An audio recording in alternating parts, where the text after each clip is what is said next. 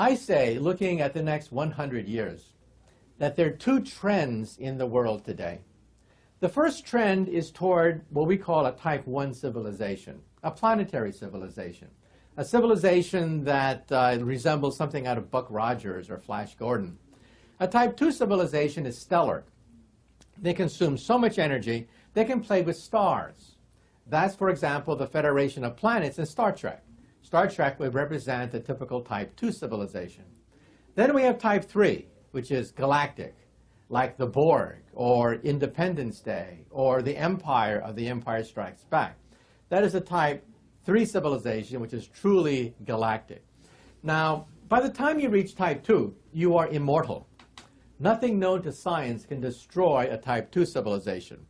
Comets, meteors, earthquakes, even a supernova. A type 2 civilization would be able to survive even a supernova. The danger is the transition between type 0 and type 1. And that's where we are today. We are a type 0 civilization. We get our energy from dead plants, oil and coal.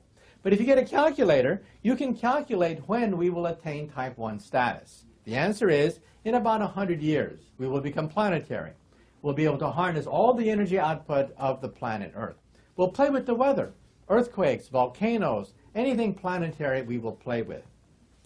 The danger period is now, because we still have the savagery. We still have all the passions. We have all the sectarian fundamentalist ideas circulating around, but we also have nuclear weapons. We have chemical, biological weapons capable of wiping out life on Earth. So I see two trends in the world today. The first trend is toward a multicultural, scientific, tolerant society. And everywhere I go, I see aspects of that birth. For example, what is the Internet? Many people have written about the Internet, billions and billions of words written about the Internet, but to me as a physicist, the Internet is the beginning of a type 1 telephone system, a planetary telephone system. So we're privileged to be alive to witness the birth of type 1 technology, a planetary telephone system. What is English? English is the beginning of a type 1 language. Everywhere I go around the Earth, people speak English because that's the lingua franca of science, technology, business.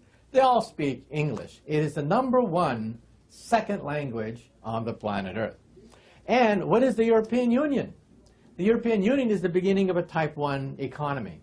And how come these European countries, which have slaughtered each other ever since the ice melted 10,000 years ago, how come they have banded together, put aside their differences to create the European Union? Well, to compete with us. And who are we? We are NAFTA.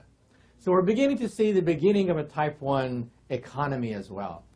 Then we're beginning to see the beginning of a type 1 culture. Everywhere I go, you turn on the radio, and what do you hear? Rock and roll. You hear rap music. You hear youth music. Youth music is now planetary, knows no boundaries around the planet Earth.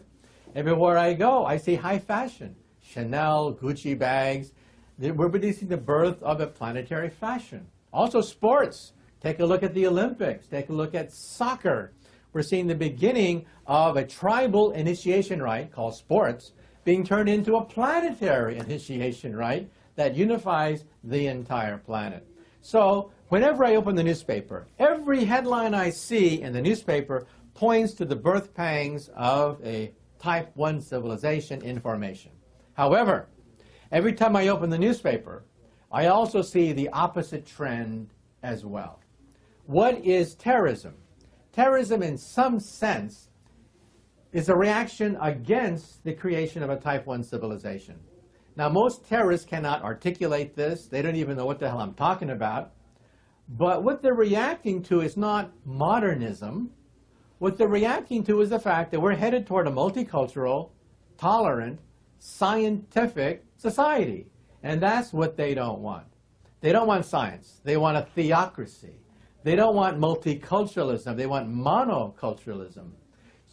So instinctively, they don't like the march toward a type 1 civilization. Now, which tendency will win? I don't know. but I hope that we emerge as a type 1 civilization.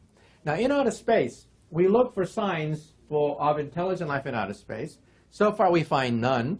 Civilizations like type 1 should be commonplace in the galaxy. Some people assume, therefore, that type 0 civilizations are rather common, but only a few of them make it to type 1. Because that society, for the first time in its history, has the ability to commit planetary suicide. So maybe that's the reason why we don't see aliens in outer space. Maybe they never made it. Maybe one day when we have starships and visit them, we'll see atmospheres that are irradiated because they had a nuclear war. Atmospheres too hot to sustain life because they had a runaway greenhouse effect. Maybe when we go in outer space, we'll see the corpses of type 1 civilizations that never quite made it. Who knows?